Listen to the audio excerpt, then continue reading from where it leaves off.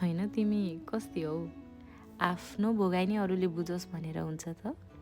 सियो नै समाउन नजान्नेले तिम्रो फाटेको मन बुन्छ त? तिम्रो बाल्यकाल सबै उसले बुझोस् भन्न खोज्या त छैन नि? हिँड्नै नजानेको आलीमा तिमीलाई डोर्याओस् भनेर रोज्या त होइन नि? अब भक्कानेर फेरि किन रुन पर्यो? खालि अर्कैबाट अँगालोको आश त नगर। होइन यत्रो पहाड एक्लै चढेर आयो, अब 2 दिनको जुनीमा उसकै भर त नपर।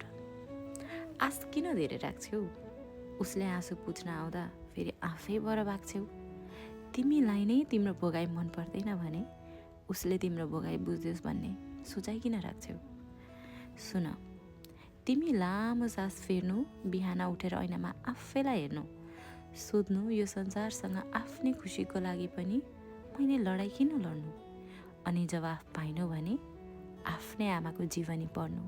अब हेर, तिमीलाई धेरै त म केही सिकाउन सक्दिनँ, मात्र भन्छु तिमी खुसी उनीहरूमा नखोज्नु। आउँछन् अझै दुःखका पहाड, आँसुका पोखरी, अनि त्यो पोखरीबाट निकाल्छु भन्नेहरू, तर त्यो सबैको भिडमा पनि तिमी सदैव आफैलाई रोज्नु।